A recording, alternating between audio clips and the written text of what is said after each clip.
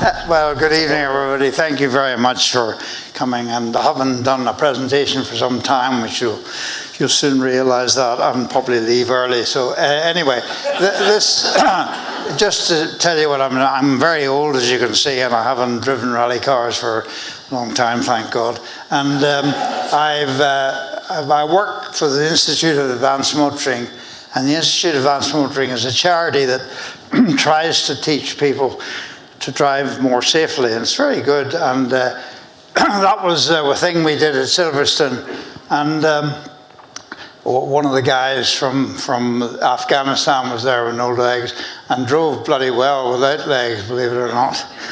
What did I do? Press that for the next picture. Right.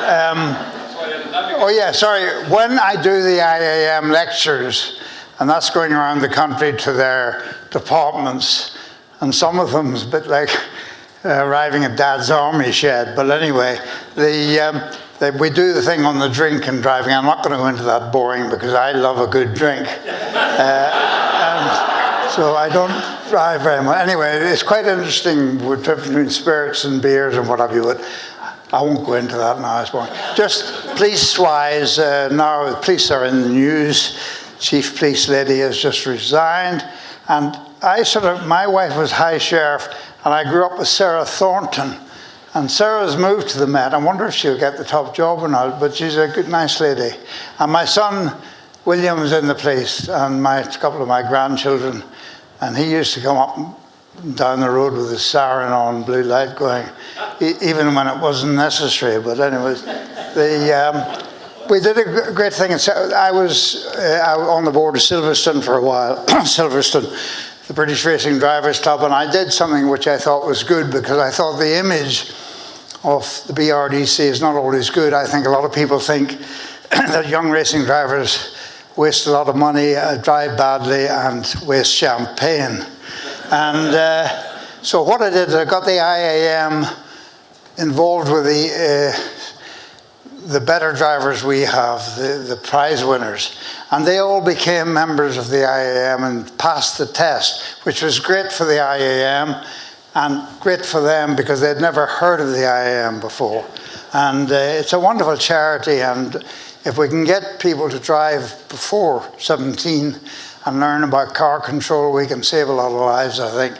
I always found kids from farming families with driving the father's tractor and what have you became good drivers. I was brought up a Catholic in Belfast. Have any of you seen Belfast, the film? Yeah. Anyway, it's a bad image of Belfast, it's not all like that. But I was brought up as a Catholic in Belfast and went to a Jesuit college in the south of Ireland. And then I went to Trinity, Dublin. And in those days, there were only 3,000 students at Trinity. And I didn't know that you had to get permission from the Catholic Church to go to Trinity or you would get excommunicated. So the Telegraph found that out recently, and I've been excommunicated. So I'm free. I can kiss Protestant girls.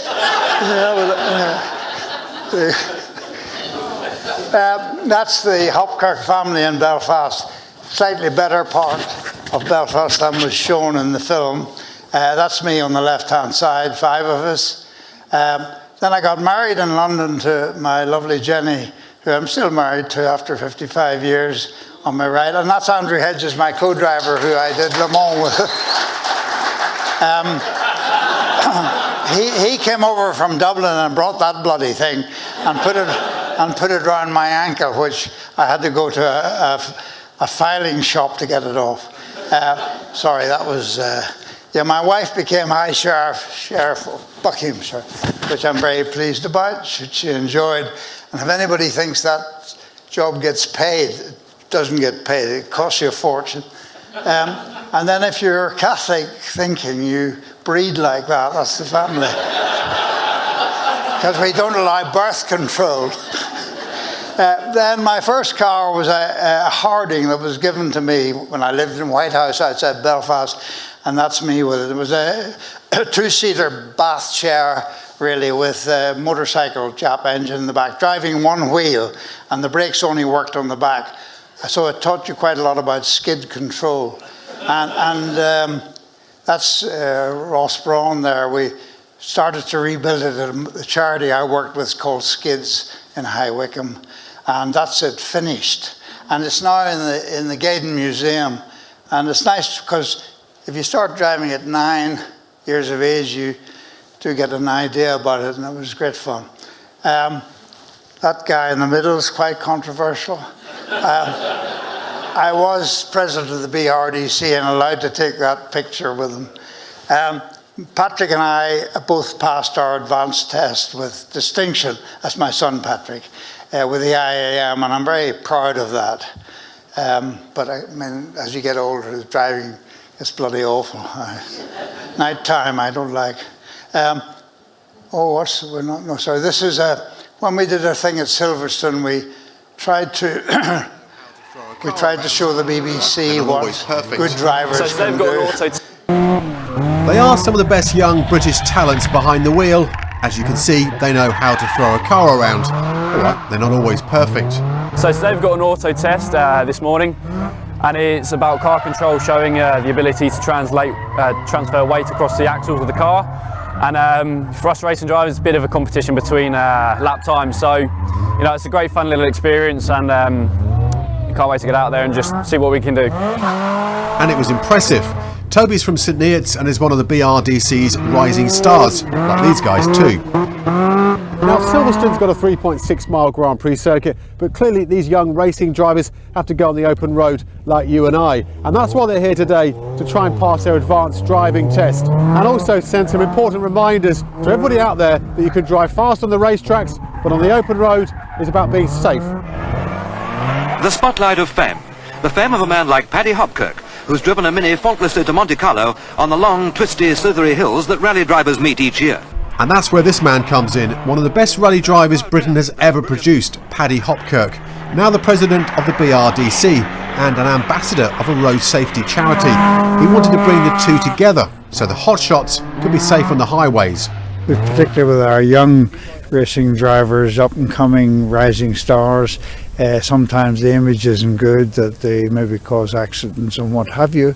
So here they are being examined and passing their advanced test and helping to contribute to safer driving on the roads, which is a win-win situation for both Silverstone, BRDC and the IAM Road Smart. We're looking for safe, smooth, speed and a little bit of sparkle. And so time to turn race mode off, road mode on.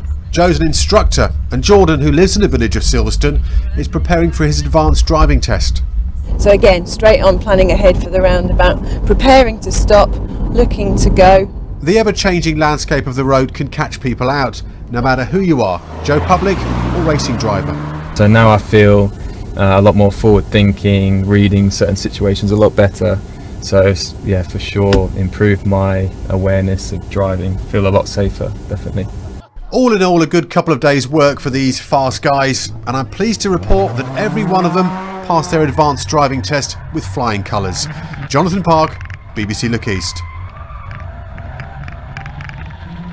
But I think this is the cheapest way to learn to drive. You can take your mum's or your granny's car out. You can have a gin and tonic in the dashboard. You can have a go. I love auto tests. I think it teaches real skill, and I wish we did more of it. We did it way back before you were all born. We had a Northern Ireland, Scotland, North of England, South of England team, and I used to lead the Northern Ireland team on television, and we won it every year. It was on a Saturday afternoon, and that's me, the captain of the Northern Irish team, winning the award, and that's me receiving the award on that very modern Irish television set. This apparently is in the car park here, but that's good. I can't do that, but somebody else can do it. He's bloody good, this guy.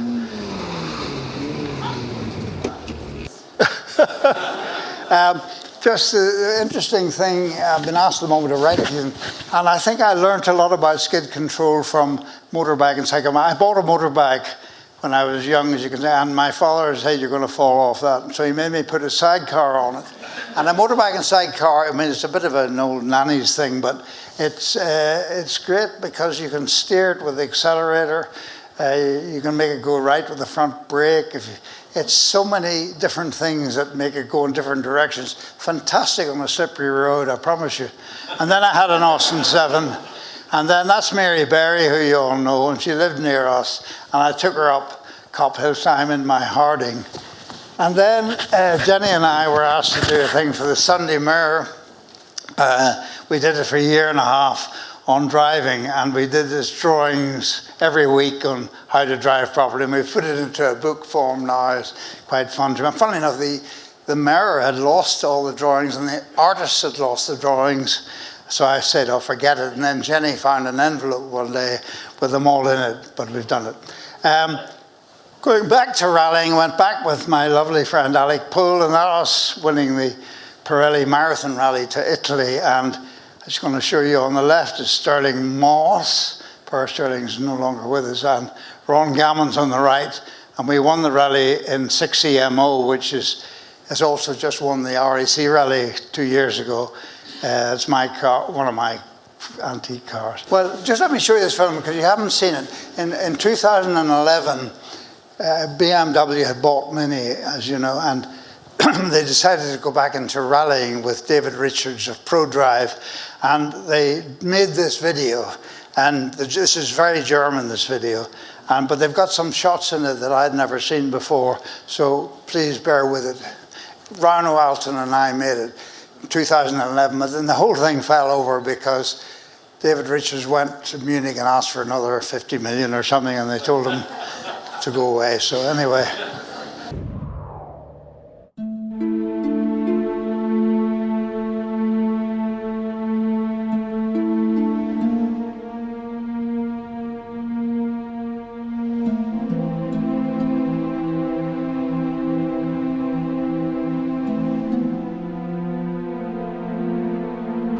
So, Rano, why did you bring me here? Paddy, please take your coat off.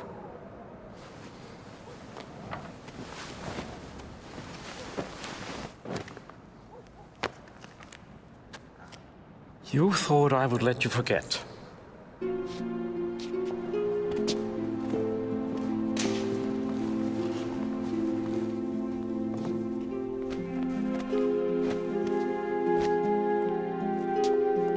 So, Rano, where are we off to today? Monte Carlo, of course. Fantastic.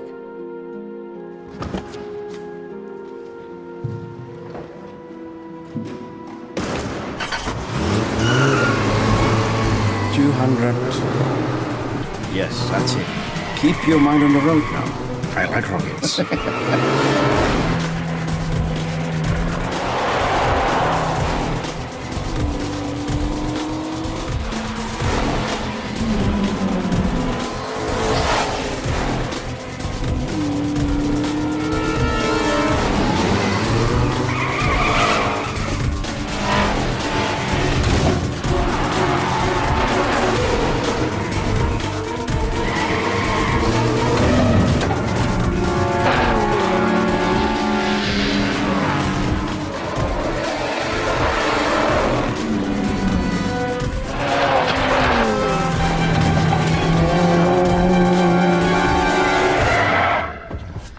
What do you think of that, eh? Very good. Fantastic.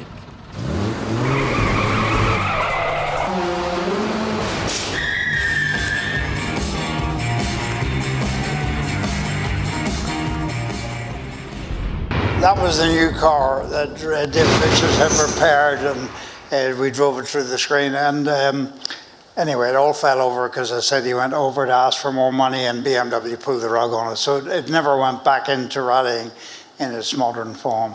I just wanted to show you that picture because some of you here will remember Raymond Baxter. Paddy, And, what does it feel like? Forget the word. He interviewed us, Henry Liddon and I, in Monte Carlo, and BBC let me have that recording, which they said you're not allowed to have, but anyway, they very kindly did. And that's him interviewing us after he'd won the rally. Now that is a picture that BMW made me put in from orders from the Gestapo headquarters. When they were trying to show me how lovely their product is. And they said, you know, we invented the backup alarm. You know that thing you got in your car goes beep, beep, beep. That's complete rubbish. It was invented by the Chinese. And that pig farmer backed his pig into a barbed wire fence, and that's where he got the idea from. We first made a name for the Mini in '63 in the Tour de France, which was a very big event and the first sort of event on television in rallying. And the big Fords would beat the hell out of us up the back straights. It was all the different racing circuits in France and Germany, Nürburgring, etc. And we would beat them in the twisty bits. And the French fell in love with the car. And to pick your girlfriend up in Paris in a Mini was much better than an Aston Martin or something. And then they stuck that up on the Turini Pass the year I did the Monte. So they all knew about it. That's my mechanics, some of them still around. God, the mechanic, we had the best team of mechanics in the world at Abingdon. Those guys would lie down and die for you. They were fantastic. And thank God we still see them. And just to show you the route, the Monte Carlo Rally was on the other day. Ford won it. Nobody knows about it. There wasn't an inch in any of the major journals. But because it started and finished in Monte, and just to show you, they were very clever, the Monegasque Club, because they they started in Lisbon and Monte Carlo and Frankfurt, and I started in Minsk up there, which is in the news a bit at the moment. And anyway, it got great publicity, but it was a hell of an interesting event. But now it starts in Monte Carlo and finishes, and it gets, I mean, I'm really worried about rallying. I think it's getting no publicity and no money. Of course, the big thing was meeting Princess Grace, who was Grace Kelly, and that was fantastic meeting her. When I got back to London, Castrol laid a party on. I think we had drink taken at that time. And give me a photograph of the Beatles, who signed that to me, which was lovely. I've still got that picture. And then, of course, it went on Bruce Forsyth's show, which that was only 2 channels in those days, BBC and ITV, and there were 27 million viewers on a Sunday night watching ITV. So here was a car being shown to 27 million people, and that's what really put the sales up. We had the merry-go-round at the end. That's Henry and I standing with the car, and all those girls, and Tommy Cooper's down there at the front. And then that's name dropping. That's in Monte Carlo with Fangio and Alec Isigonis. And that was a picture taken up that night after dinner with a lot of very well-known people there. They did a stamp in Ireland with a Mini on it, which was nice.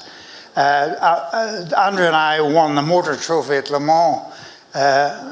Harry said to me tonight, "What, did you win your class or something?" I said, "Bloody hell, my Le Mans tie here. I did 5 Le Mans." Anyway, we won the motor trophy, 13th overall with that MG, and we averaged, I think, 99 miles an hour or something. Andrew was a lovely, wonderful co-driver. I did a bit of Formula Junior racing, and I love the 2 Chevaux car. I'm very sad it's gone. And that's why I bought that one for my daughter. I had about 6 of them. All my kids learned to drive on 2 Chevaux, and I think it's a very good car to learn to drive on, because if you haven't got much power for acceleration, but it's a wonderful. It was designed, as you all know, because the French farmers could carry 12 eggs in it across a ploughed field without breaking them, I think. Anyway, it's great, very happy memories. I love the. In fact, one of them, I had about 10 of them, and one of them started to rust in the chassis bent, and I was trying to fill a hole in my garden, and I put it in the hole and buried it in. So the guys with the metal detectors will find it one day and say, "Oh my God, what's this?" The other rally that was very interesting was the long distance one. That was the London-Sydney. Just to show you the route, it went from London across. And I went through Afghanistan. We stayed in Kabul. I mean, when I went over the Khyber Pass and down to Bombay, and then when we got to Australia, we went from Perth across the Nullarbor Desert all down to finish in Sydney. And those were great events, those long distance ones. That's a painting of me going through the Nullarbor Desert. I mean, that's what it was like. We were in Austin 1800. And that was a crash that Bianchi had. He was leading the rally, and in the last stage, a Mini came the wrong way and hit him head on, and everybody thought it was a kamikaze job, you know. But it wasn't actually. His co-driver was driving, and I forgot which side of the road they were on. Anyway, we rescued Lucien, who was trapped in the car. It went on fire. Alec put the fire out. And that was Alec Poole on the right there with me, who was a wonderful guy, and lovely Tony Nash in the middle. Tony, sadly, not with us any longer. And then with the other long distance ones that were very interesting was the London Mexico World Cup rally. And that went all around Europe to Lisbon. And then by boat we went to Rio de Janeiro, and then down through South America and right up and finished in Mexico. Fantastic events. I spent 3 months in South America practicing for that. And now the reason I'm showing you that picture is, do you know who that is? All right. Well, the reason I wanted to show you that is, I'm a sales rep, and I work for this company with my son called McGard, and we supply the locking wheel nuts on quite a lot of the BMWs and Minis at the moment. Anyway, I'll probably get sacked shortly, but anyway, Bernie's Mercedes don't fit our product, and that's Bernie's car in Chelsea Square. That's a genuine shot. And that is Bernie, there's Jules Holland, Bernie in a Chelsea pub, and that's Alec Poole's grandson. Lovely little boy. And when he's got that expression on his face, Alec tells me he's only doing one thing. And that is filling his nappy. So he's the only guy that ever crapped on Bernie and got away with it.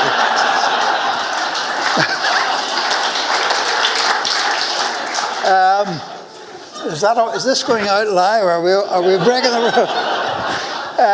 That's how we did the service. That was the Greek rally, the Acropolis rally, which we won with the Mini. And I had a driving school in Belfast. Was that one of our pupils or one of our, I don't know, anyway. And that guy, he's Mini mad, and I did a little TV thing with him. AC/DC with Brian Johnson. This year, Belfast, my place was blown up 3 times. Shot one of my staff dead as well. So if you've seen the Belfast movie, that brings me back to that terrible times. Thank God they're over. Now, there we are. That's our jobs. I work for the Institute of Advanced Motoring and the company that makes the wheel locks. And when we started, every company had a slogan for selling, and I put that one in. The mission statement was, we only do business with people we like. But my son changed it. He said, unless it's a very big order.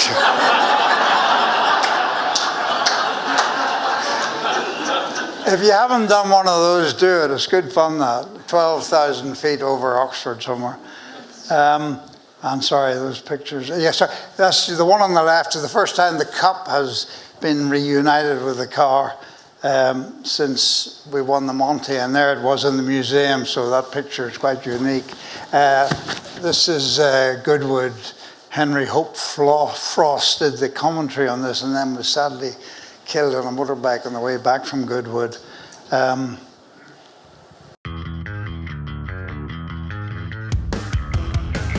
33 EJB, that's one of the most famous Austin Mini Cooper S's in existence, isn't it? Totally iconic. Driven to victory in the Monte Carlo rally by Paddy Hopkirk and Henry Liddon in 1964. And still, actually, the manufacturers in rallying still want to win the Monte Carlo rally. It is still the one that they focused on, and it is the winner, and it is the Mini Cooper S. Per Henry's, as I said, he crashed on a motorbike on the way back from Goodwood, 3 years ago. And this is the new Mini that they've just sold 1,100 of around the world, and I was meant to go around.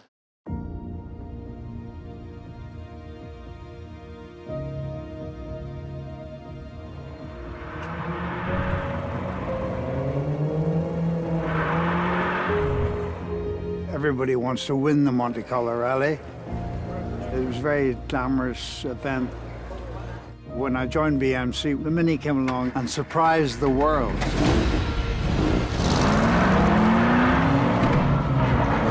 It became a David and Goliath, the might of the other car manufacturers spending a fortune trying to win the event. It was a small car, so the roads looked big to the Mini. We're beaten by the big American cars down the straights, but we would beat them in the twisty bits. It was difficult from the point of view of snow and ice, the fight you had against nature. And we got to the finish, and it's not like modern day with telephones and electronics, so nobody knew who was doing well. And I got woken at 4 o'clock in the morning by a French journalist, and he said, "I think you've won the rally." There was a great combination coming together of hard work, wonderful team of mechanicals, team manager, wonderful co-driver. And the Mini, to win that against really powerful cars, showed how good it was. It made the car famous, and my biggest thrill probably wasn't winning the rally, it was meeting Princess Grace, because she was a very famous film star. And Bruce Forsyth did a Sunday night at the Palladium show, and they got the Mini on that. So 27 million viewers saw that the Mini had won the Monte Carlo Rally. It was wonderful because the Beatles sent me a telegram. When I flew back in after the rally, I turned right at a no entry sign or something, and a policeman stopped and said, "Who do you think you are, Paddy Hopkirk?" I'm so flattered. I mean, motorsport's long behind me now, and for it to be remembered in this way is a great thrill, a great honour. The designers at Mini have done a wonderful job, and they've got a lot of the features with the 37 on it, with the stripe and the colours. It reminds me of my very lucky days. Oh, it's just wonderful memories.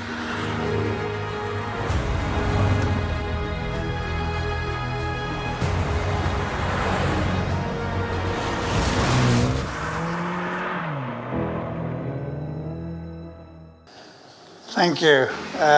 Right, sorry. This was never shown in the UK. The advertising standards wouldn't allow it. It's a wonderful ad for the bigger Mini, which was made by a Dutch company. It's fantastic. Can we have it signed up a wee bit?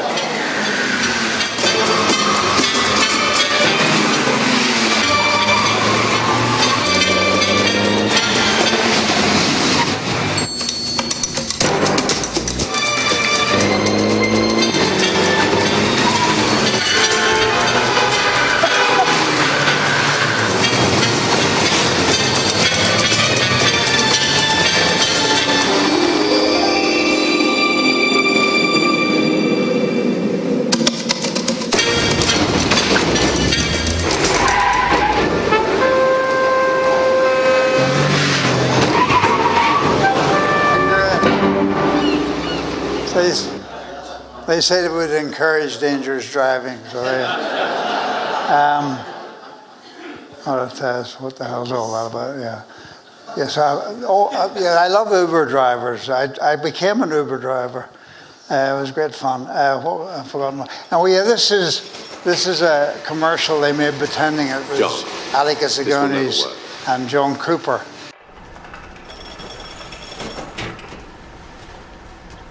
John, this will never work. John, this will never work. It's a sweet little tin can. This will never work. It's a sweet little tin can. This will never work. Never work. Tin can. This will never work. Never work. Tin can. Never work. No way. Never work. Big dreams with small chances. No way. Big dreams with small chances. Big dreams with small chances. No way.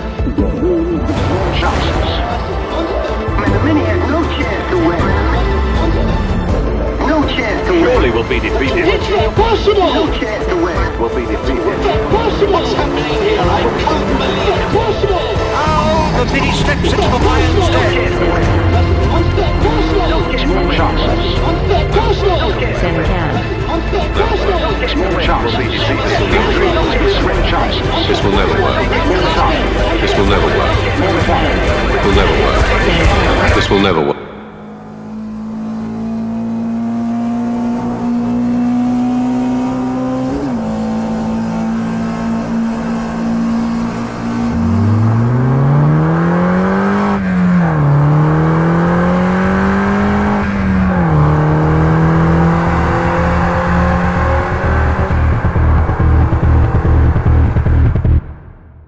When we were making that, we got to the top of the Turini in the middle of the summer. It was really hot. And they said, there's no snow. And we said, yeah, there's no snow in the summer in the Turini. So they said, we better get some. And they brought the wagons out from Germany, big trucks full of paper dust. And that's how they made the thing look good. It's a very clever production, I think. Right, sorry, that you might think is stupid, nothing to do with Tunis this evening, but Alec Poul's co-driver found that. That's a metal plate that's for sale in France in the markets. And she found that recently in the Marseille market. And hands up who speaks French here. Oh God, you're such a bloody... And, well, bon cœur, I think I'm pronouncing it, means winner in French. And the French came into the room saying, we're looking for the wanker. So I got quite upset about it. But that's on sale in France. Thank you. Any chance of a job, please? Okay. Thank you. That was fantastic. Thank you very much. Do you want to reach out up here? Sit up and have a reach out? No, yeah, of course, yeah. So, Paddy, I was reading a story in your book the other evening about you were practicing on a recce in the Monte Carlo rally, and you saw some lights, red lights ahead of you on one of the stages, and you thought that must be one of the top crews. They're going so bloody fast you couldn't hardly keep up with them. Do you want to pick up the story from there?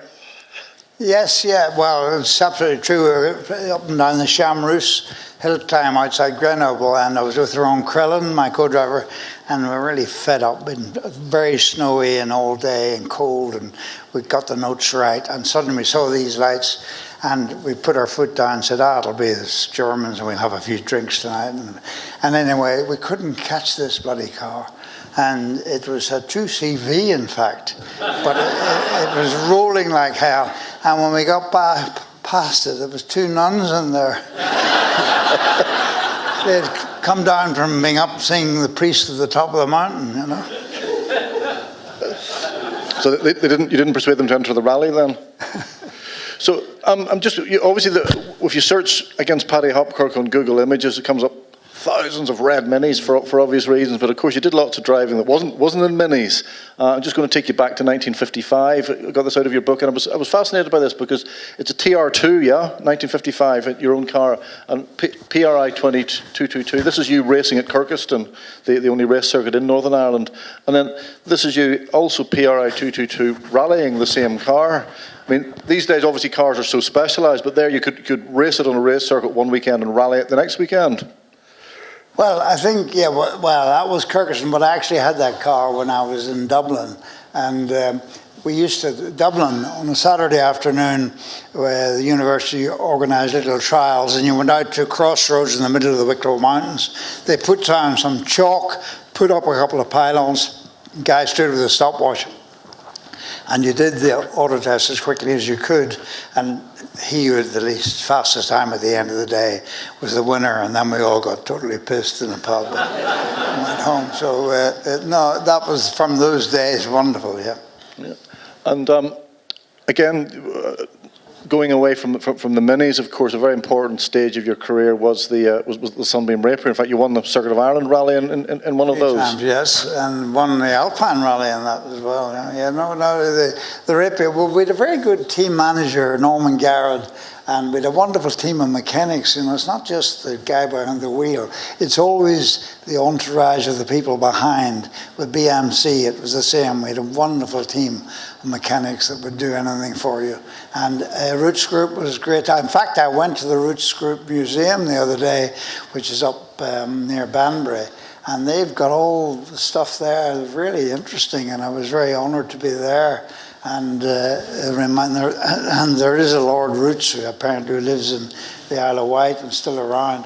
But I did show them a picture of a guy called Henry Henkel, and I don't know if there's any of his relations here or not, but when we went to America to race in the West Coast, California, this guy Henry Henkel looked after us with champagne, caviar, and all. Anyway, on his way to Switzerland, he stayed in London in Mayfair with Lord Roots. He stayed in his house, and Lord Roots noticed he had a very big suitcase. And anyway, he went off to Geneva the next day. And it was all over the papers. The biggest robbery that's the accountants in America had ever had. He sold cars on the HP that weren't his cars, and he had the money in the suitcase. And he said, Lord, he was German actually, but that takes on brass neck, that does. Anyway, I found the photograph of him, and they put it up on the wall. Sorry. So still on the subject of the Rapier, wasn't there some trickery with the gearbox? You're only supposed to have overdrive on top gear or something. You yeah, well, put the overdrive on all gears, so you had eight. The trouble is the torque in the overdrive was designed only for second, third, fourth gears. But we used to use it on first as well, which put a lot. And they tell me, and there's somebody here tonight very fond of Mike Hawthorne, that they think that's what happened with Mike Hawthorne, that maybe the overdrive seized, because his rear wheels locked, I think, and that could have been it. And we weren't meant to use the overdrive on first gear because the amount of torque broke the whole casings open, although we never did that. And what was it legal? What? Was it legal to have overdrive on first gear? It wasn't sort of a grey area of the rules? Well, I didn't ask. I just...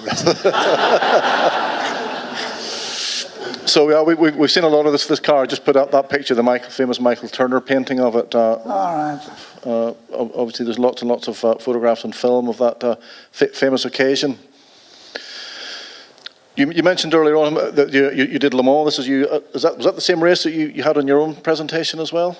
Yes, well, I did 5 Le Mans, 5 or 6, and when I was driving for the Roots group, I drove an Alpine, yes, very, very wonderful experience. I mean, it's rather boring in a slow car like this, but it's still a great experience. Sure, and you mentioned earlier on you did a little bit of single-seater racing, but you didn't really take to that.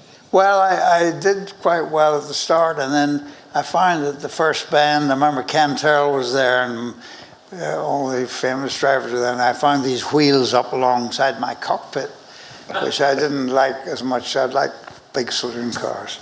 Too dangerous. Sure. And then we had a great do in 2014 in Belfast. There was the Paddy Hopkirk Gala marking obviously the 50th anniversary of Paddy's famous Monte win. And I'd raced this car on the Revival. I was asked to bring it over to kind of represent that phase of your career that I'd raced with Derek in the Goodwood Revival. So that was a very memorable weekend.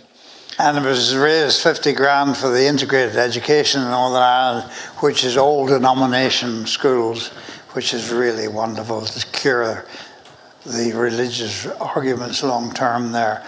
You get all denominations going to the same school, which is great. Yeah, and that's you again outside the Stormont building, but I think that's the replica of the car, isn't it? That's my replica.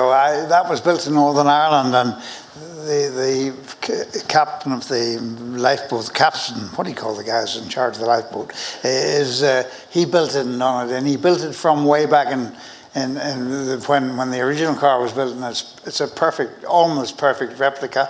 And Motor Mini Sport have it now, and we let it out for charity, and it goes out a lot. It's used a lot. It's very good. And I think the original is actually in Gaydon Museum. Oh, it's not. No, that's kept by Mini Sport now. But it's the mechanic that built my car, Gerald Woothen, has been over that car with a tooth comb, and he said it's nearly perfect. to the original one is very well copied. Because the one in Gaydon, they do let it out, but they charge a lot of money for it. And it's in awful condition, sadly, because people have nicked bits off it. And that happens. You've got to watch. People do nick bits off them, you know. Okay. Nobody here would dream of doing that. Okay, so if Mike Dawes is around, Mike, are you here? Okay, shall we go and do a few questions? Happy to take a couple of questions from the audience? Yes, please. Sure, there'll be a few. I'll just hand over my mic to Mike. Mike's doing the mic. Hello, Paddy. Out of the two cars, which do you find most fun to drive? Your rally car, I assume. Well, the Healy, the big Healy scared the hell out of me. I mean, it was a wonderful car, but very difficult to drive.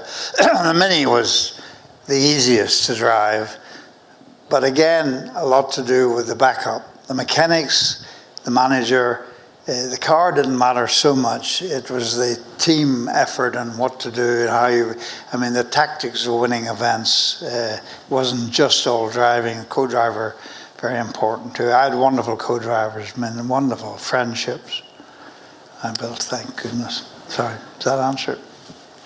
Good evening, Paddy. As a co-driver myself, I just want to know which was the co-driver you had the most fun with?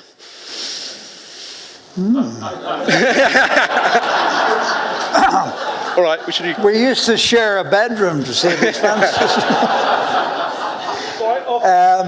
Oh no, great fun with them all. Lovely. And Peter Proctor, Henry Liddon was wonderful. Henry was very serious, very English, very serious.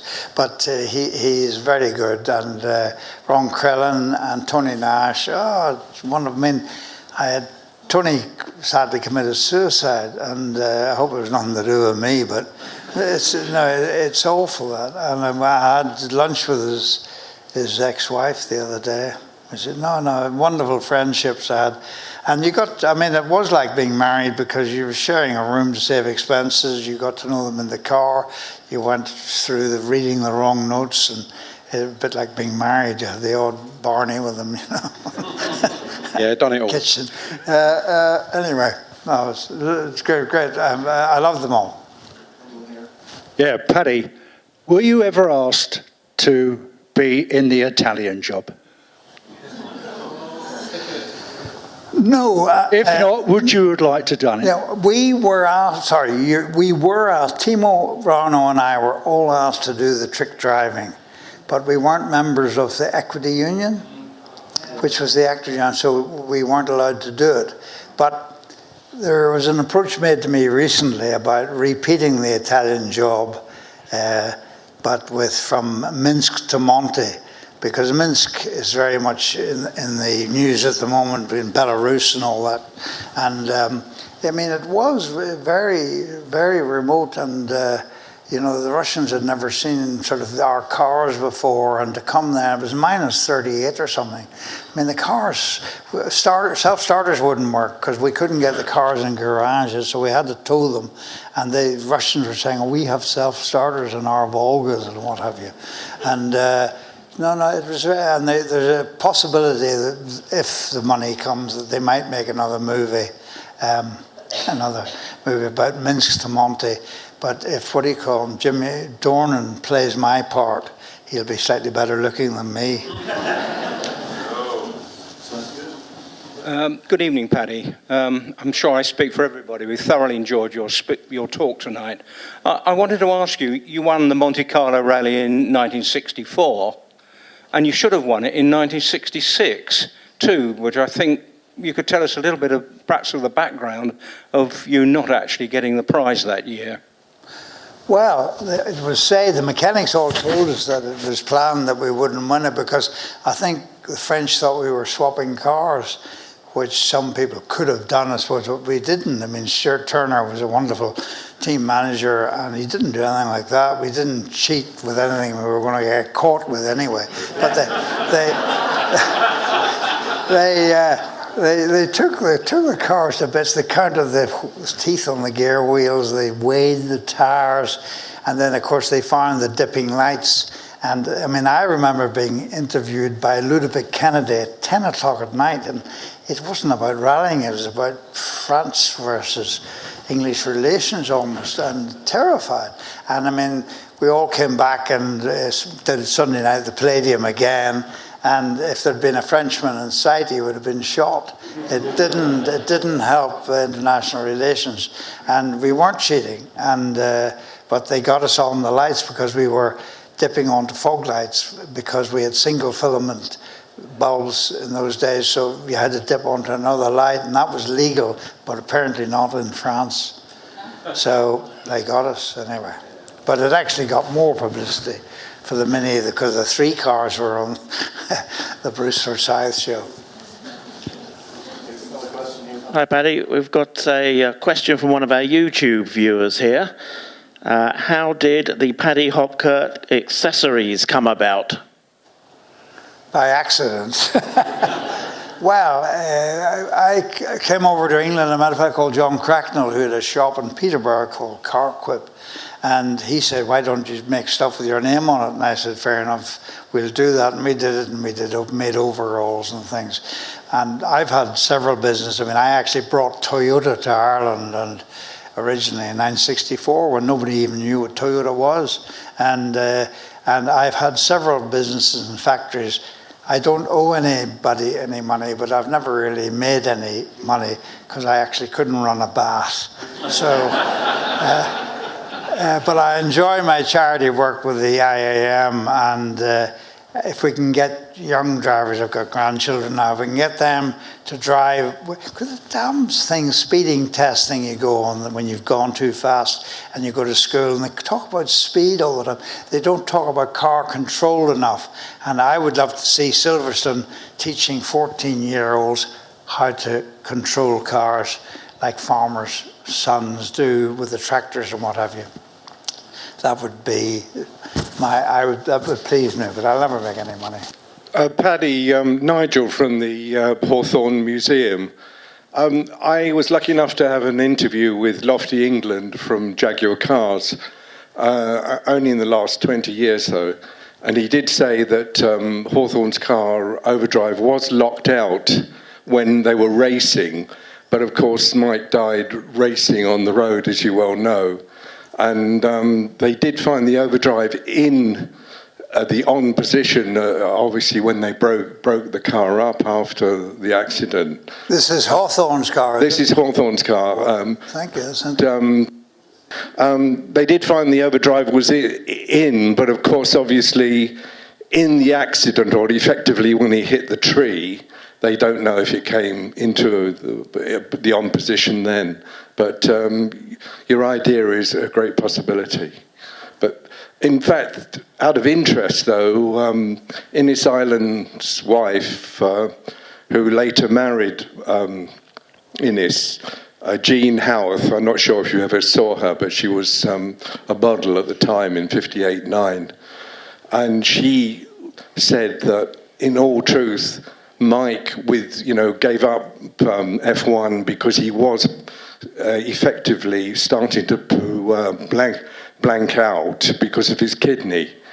Remember, he had a kidney illegally removed in 52-3, so the FIA didn't know. And then Gene Ireland said that he began to black out occasionally because the second one was dying. And there was no dialysis machines, of course, in those days. So it's a total unknown, but just thought you'd like to know that the Overdrive was found to be on the in position. Well, I don't know. The only thing I know is if you locked an Overdrive, I think it's like putting a handbrake on. And if you put a handbrake on it hard at 90 miles an hour on the bypass, wherever he was, it wouldn't be easy to decide where you're going to end up, you know. By the way, if I may, I'm fascinated. I've been told tonight that Barnes Wallis, because I'm so bloody old, I remember the war very well. And Barnes Wallis was actually, this was his design office and what have you. What a great, because I remember, I've just put up, sorry to Carol, I just put up a memorial sign. I live in Buckinghamshire. I've done the same house for 38 years now. It's in the middle of nowhere, my little farm. And I found out that in the field, 100 metres from the end of my garden, a bomber crashed there during the war, a Super Fortress, with 9 on board. It was on its way to bomb Versailles. The Germans were building a new airport at Versailles, and it was on its way to take out that airport, and it caught fire and crashed 100 metres from the end of our house, and it blew every house around to bits, but our house, the blast went over the top. And our house, you saw it in this thing earlier, it's built in 1540, but the blast went over the top, luckily. And I put this memorial sign up, and the daughter of the pilot is still alive, and it's wonderful. I watch people passing that and taking a hat off and reading it and giving it respect, and somebody put a poppy up on it on Poppy Day. But the young guys were saying to me, what are you doing that with Americans for? And I've got to say to them, if it wasn't for the Americans, you might all be speaking German. So there you go. Now we're getting into political argument. Hi, Paddy. Do you have any memories of rallying with Pat Moss and Anne Wisdom? And oh yes, yes. And could you describe a few stories that would? No, just Anne and Pat were part of. I mean, Anne was Tommy Wisdom's daughter, and Tommy came to Targa Florio in Sicily. I remember I raced there 4 or 5 times, which was a great circuit, 40-odd kilometres, and it was a real rally driver circuit, but you had to try and remember the bend. But Tommy Wisdom was a lovely journalist, very important. Anne was lovely. Peter Riley was lovely. Peter was one of my partners in business. Yeah, very happy memories, all those. But they're all bloody dead now, these people. It's awful. Yeah, here again. Paddy, at the time, did you realise the magnitude of what you were doing when you won the Monte Carlo? And if not, at what point did you realise what actually happened? Well, I don't think I did, no. I mean, I didn't cash in on it, and I'm glad in a way I didn't know, because I didn't want to just be chasing money. But I get very worried today, because I was actually president of the BRDC for a couple of years, and I get very worried about the big money in motorsport and what have you, and not particularly rallying, because I know Herbert Diess very well, who's head of Volkswagen, and he was head of Mini, and I had dinner with him recently, and he's pulled out of rallying, and he says he gets no publicity. What's the point of winning a rally? It doesn't get any mention. It costs about 60 or 70 million a year. So, I mean, we were in it in the days, it was great, and all right, we probably could have made more money, but money, to me, isn't everything. Friends and happiness and having good friends and a good life. And I mean, luckily we didn't kill ourselves.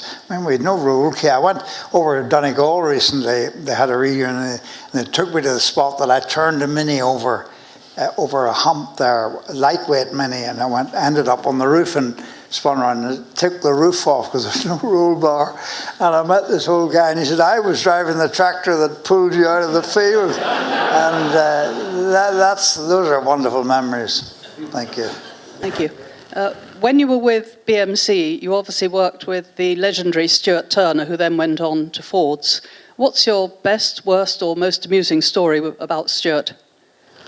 Oh my goodness! Well, Stuart was a very clever journalist and was a wonderful team manager. I mean, by changing tyres and having all the selections of tires we needed in the right place at the right time, and the notes. He used to have co-drivers going over the rally stages, marking the notes. And I mean, there was no computers in those days. It was a what do you call it, machine. You know, you printed them out and somebody took them around to the start of the stage, and you got a stage with red lines on the notes, there was ice there. And I mean, he did all that. He was a very clever guy and wonderful guy, and he's gone a bit quiet now, Stuart, but he's still married to his lovely wife. Lives in Oxfordshire near Thingbob's farm. What do you call him? Jeremy Clarkson farm. That's a great programme.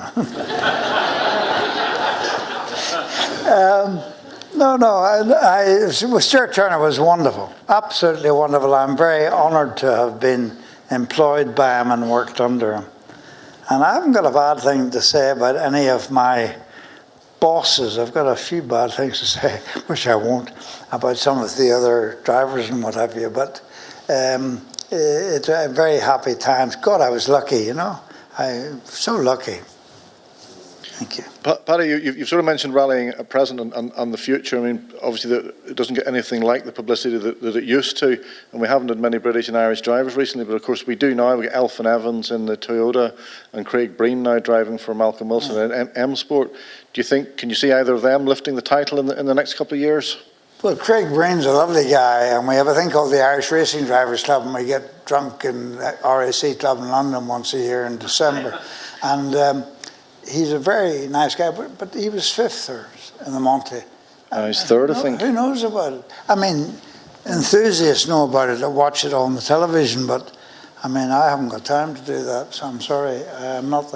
I just, if people like Volkswagen pull out because it's costing them 66 million and they're getting no publicity, I think it's going to die in its form.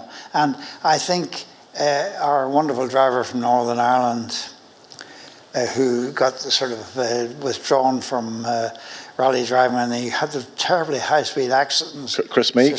Chris Meek. Yeah. I mean, I think the managers were scared that 2 people were going to end up dead having an accident at 100 miles an hour in the middle of a forest. And you don't want that sort of publicity, you know. I mean, in our day, nobody got hurt, really. The speeds weren't high enough, really. Okay, that's terrific. Well, we've all very much enjoyed your presentation and the little chat and the questions, and thank you very much indeed, everybody. Big hand for Paddy Hopkirk. Thank you very much.